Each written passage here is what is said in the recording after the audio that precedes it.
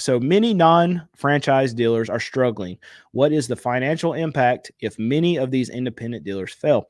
I don't think you're going to get a situation where you get so many of these independent dealers that go under that you're going to have some kind of effect where the just the big guys just absorb all of the independent dealer volume, all the cars at auction or whatever. You could have a situation where economic times get worse.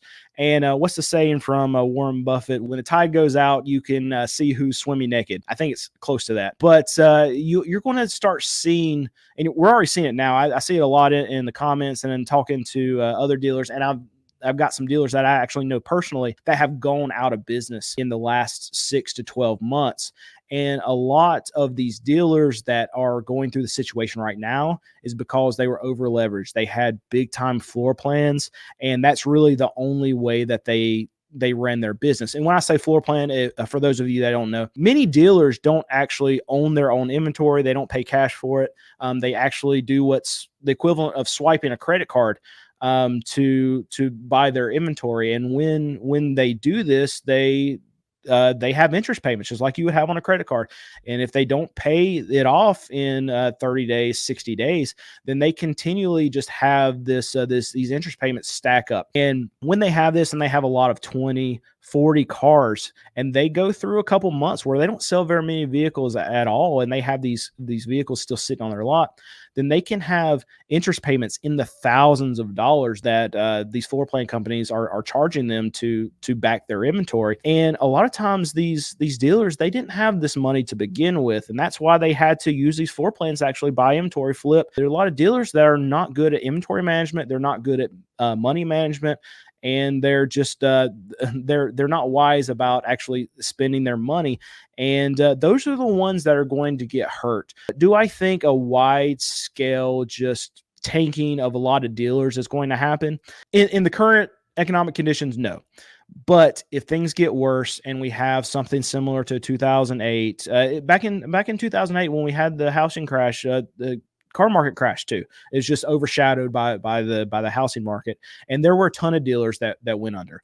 So if we have something similar to what we saw in 2008, then yes, you're going to see a ton of dealers go under. Do I think it's going to get that bad? No. I don't have a crystal ball. I don't know.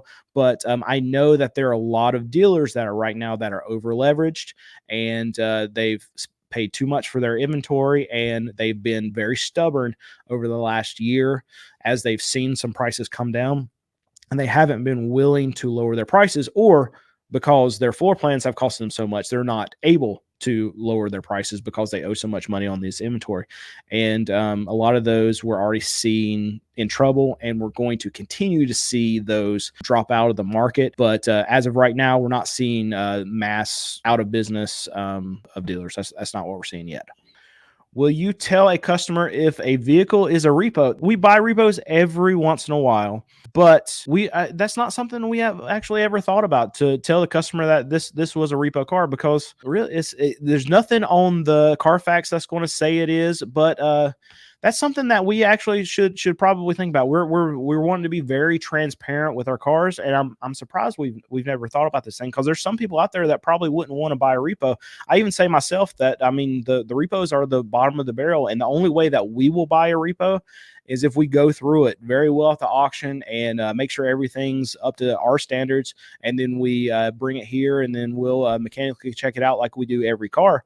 But once we get that kind of seal of approval from our mechanic Alex, then we put it out on our lot and we sell it. So that's something that we need to think about and actually put on our cars, because transparency is something that we really like out at our dealership. And I would say that there's probably a lot of people out there that don't want to buy repo. So yeah, that's actually a good point. What do you think Stellantis is going to do with the massive inventory they have sitting on lots all across America? Well, right now it's not Stellantis' problem. It's the dealership's problem. We just recently went to a Dodge dealership, and they have Rams sitting everywhere. They even have Ram trucks, brand new ones, sitting all over their pre-owned lot. So they've run out of so much storage on their main lot that they have overloaded now their pre-owned lot with brand new Ram 1500s.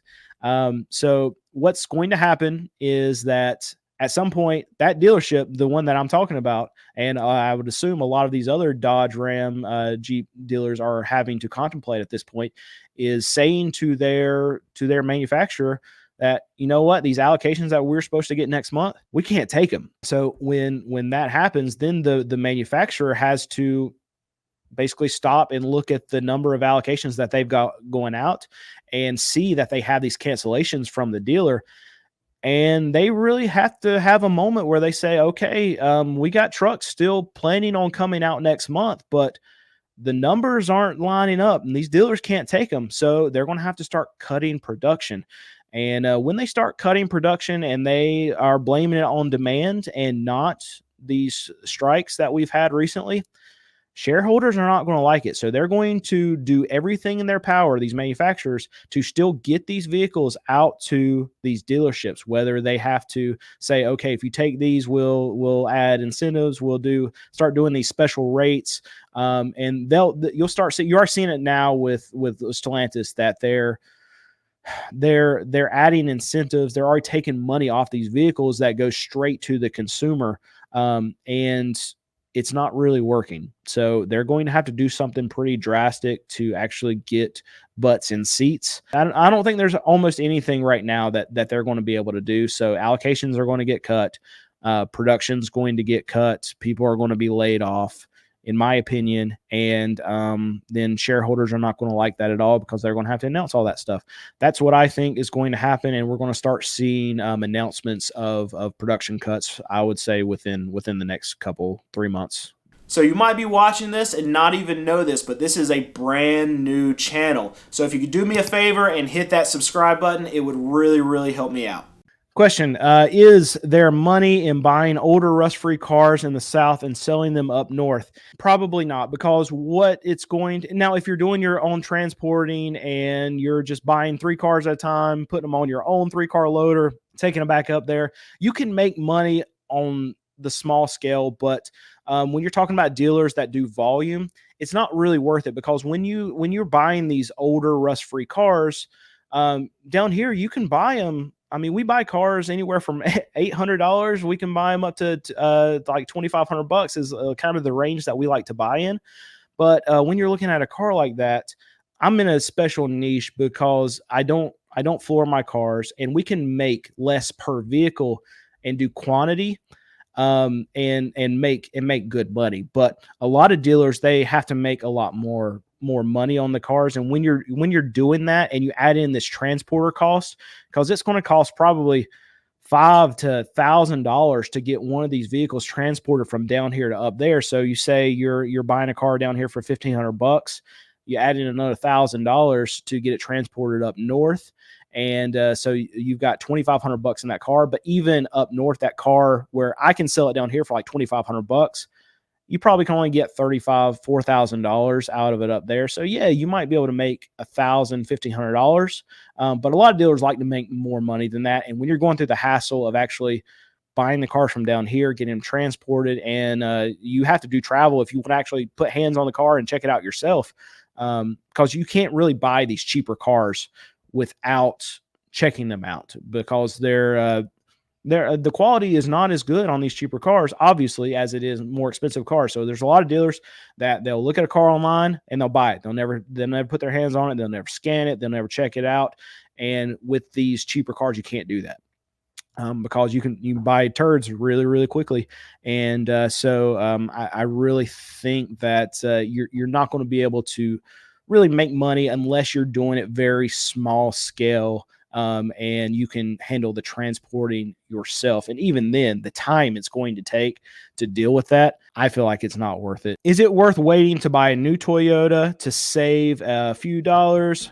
No rush to buy, but want your perspective since they are constrained. So right now in this market, it's absolutely worth waiting, because prices are going to continue to go down. These franchise dealers are I mean, they're loading up on even Toyota. I've done a video recently. I'm sure a lot of you have seen it, where I go to a Toyota lot that I've been to over the last 5-6 months, and 5-6 months ago they had no inventory, and then I went there. I think it was like a week and a half, 2 weeks ago, and showed it, and they had 17 Rav4s. You couldn't find a Rav4 3 months ago.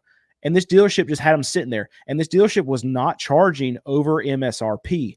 They were charging MSRP for these things. So it's not a dealership problem where they're trying to gouge people. They had the RAV4 sitting there at MSRP, and they were not being purchased. So even with Toyota, they're starting to load up inventory, and dealers are going to have to do something because they're taking all these allocations that they can get because they're worried that that they're not going to get cars to fill their spaces because they just came out of this time period, especially from Toyota and Honda, where they couldn't get vehicles. So dealers want to get a hold of every vehicle that they can get their hands on. And they're going to end up being in this place where that dealer that I recently went to is, where they have the cars sitting everywhere, even these Toyotas. So yeah, I would wait because you're going to get more incentives coming out through these manufacturers. Yeah, wait through all this and just see what the market does. But there's no scenario in my mind where prices for new vehicles spike up again. Best quality minivan and best value minivan. Quality, Sienna.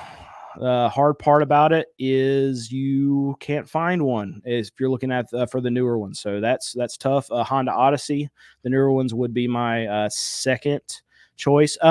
If you can put down in the comments what like year range you're looking at. Are you looking at a much older one? You're looking at a newer one? Because my answer can change a little bit depending on what range year you're looking for, how much money you're wanting to spend. But best quality, definitely Sienna.